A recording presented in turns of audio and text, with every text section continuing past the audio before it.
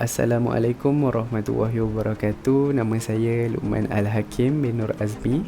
Nombor belajar 2019429712.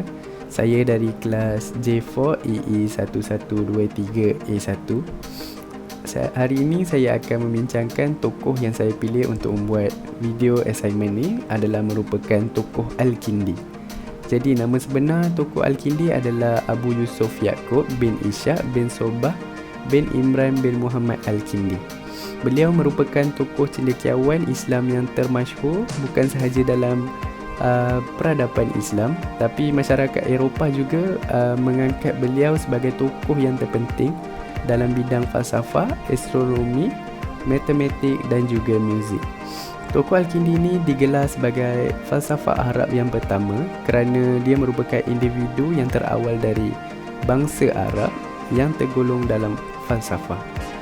Tokoh Al-Kindi ini dilahirkan di Kufah pada tahun 185 Hijrah bersamaan 801 Masihi. Ketika itu pada era Khalifah Bani Abbasiyah.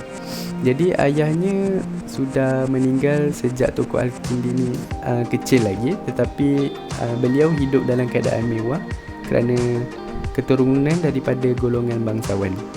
Jadi tokoh Al-Kindi ni meninggal pada akhir tahun 252 Hijrah bersamaan 866 Masihi. Ketika itu beliau berumur 68 tahun. So itu sahaja daripada latar belakang tokoh Al-Kindi. Seterusnya adalah merupakan kajian buku daripada tokoh Al-Kindi. Beliau telah menulis lebih daripada 265 jilid buku. Tetapi kebanyakannya telah hilang dan musnah akibat daripada serangan Mongol. Menurut daripada Ibnu Nadim 1997, penulisan tokoh Al-Kindi merangkumi 22 buah tulisan falsafah, 9 buah berkaitan matematik, 11 buah tulisan aritmetik, 8 buah berkenaan bumi itu sfera, 16 buah tulisan kosmologi, 22 buah buku perubatan, 11 buah buku tulisan astrologi, 17 buah berkaitan polemik, 5 buah tulisan psikologi, 14 buah berkaitan meteorologi, 11 buah buku tulisan politik, 8 buah rencana berkaitan keluasan dan jarak, 4 buah tulisan tentang peringatan awal, 33 buah buku yang beraneka ragam termasuk cara untuk membuat senjata, cara memasak dan mengadun warna-warni. Yang seterusnya adalah merupakan kehebatan tokoh Al-Kindi. Tokoh Al-Kindi ini merupakan seorang sejarawan Islam yang terulug kerana dia menghasilkan falsafah melalui pemikirannya sendiri pada zaman Yunani. Beliau juga merupakan karyawan Arab yang pertama kerana dia telah menterjemahkan perkataan Yunani itu kepada bahasa Arab. Lepas tu ada seorang sejarawan ni dari Itali bernama Girolamo Cardano. Dia memartabatkan tokoh Al-Kindi ni sebagai seorang pemikir yang terulung kerana pada usia yang mudanya beliau telah menulis lebih daripada 260 buah buku. Terdapat beberapa sumbangan daripada tokoh Al-Kindi ni, antaranya dalam bidang perubatan. Beliau merupakan seorang doktor dan ahli farmakologi yang pertama kerana dia tahu untuk menggunakan dos ubat yang betul daripada kebanyakan dadah yang ada pada waktu zaman itu. Karyanya paling penting dalam bidang perubatan ni mengenai aplikasi matematik dan kuantiti ubat-ubat dalam bidang farmasi. Contohnya, beliau menghasilkan skala matematik untuk menyukat kuantiti dos ubat yang digunakan untuk dimasukkan ke dalam sistem badan seseorang. Kemudian, beliau juga mempunyai sumbangan dalam bidang kimia, iaitu menghasilkan pelbagai minyak wangi, dan beliau digelar sebagai bapa dalam industri minyak wangi. Kemudian tokoh Al-Kindi ni dia kembangkan hasil kerjanya daripada minyak wangi itu, dia menjadikannya kepada bahan kosmetik dan kecantikan.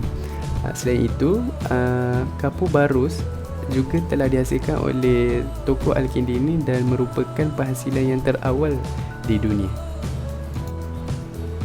Yang terakhir sekali merupakan sumbangan tokoh Al-Kindi dalam bidang matematik. Beliau dia menulis beberapa buku yang ditujukan khas bagi sistem nombor dan banyak menyumbang bagi hisab moden.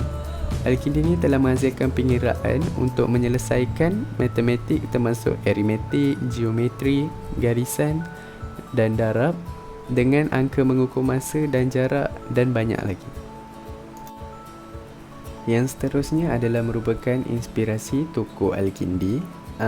Tokoh Al-Kindi ni dia cenderung kepada falsafah yang terutamanya falsafah Aristotle selepas beliau telah menguasai ilmu syariah. Perkara penting yang dilakukan oleh tokoh Al-Kindi ni adalah merupakan usaha beliau untuk mengharmonikan hubungan di antara falsafah dan juga agama. Beliau berpendapat bahawa falsafah dan agama ni mempunyai tujuan dan asas yang sama. Kedua-duanya adalah mencari kebenaran dan beramal dengannya. Manfaat yang dapat pada dunia kini daripada tokoh Al-Kindi adalah merupakan dari perubatan, iaitu kegunaan dos yang diambil untuk dimasukkan kepada dalam tubuh badan manusia. Selain itu daripada bidang kimia, jadi minyak wangi itu dapat dibuat berdasarkan daripada ilmu yang diturunkan daripada tokoh Al-Kindi ni dan juga Kapur Barus. Sebagai pelajar, manfaat yang dapat daripada tokoh Al-Kindi ni adalah dari bidang matematiknya, iaitu penyelesaian masalah tentang aritmetik, geometri. Jadi daripada sumbangan tokoh Al-Kindi ni, kita dapat gunakan ilmu tersebut sehingga kini. Kesimpulan yang saya dapat daripada tokoh Al-Kindi ni, beliau merupakan seorang sejarawan yang telah memberi sumbangan besar kepada dunia kini dalam pelbagai bidang. Tokoh Al-Kindi ni juga dia memartabatkan syiar Islam dan dia menaikkan taraf Islam dalam pelbagai bidang, walaupun banyak bidang di luar sana telah dikuasai oleh sejarawan barat. Al-Kindi ni juga dia menekankan wahyu tu adalah merupakan sumber pengetahuan yang hebat dalam sekurang-kurangnya setengah bidang. Dia menjamin perkara-perkara mengenai kepercayaan yang akal pemikiran tu tidak boleh mendedahkan. Oleh itu, kita sebagai generasi sekarang seharusnya memanfaatkan hasil karya yang ditulis oleh tokoh Al-Kindi ni sebagai rujukan kita untuk memajukan umat Islam dalam pelbagai bidang. Dan akhir sekali, kita haruslah sedar bahawa sejarawan Islam banyak memberi sumbangan yang besar bagi memajukan agama itu sendiri. Dan karya orang Islam itu juga telah diperoleh dari Maha Pencipta yang diwahyukan kepada umat Islam itu sendiri. Itu sahaja, terima kasih.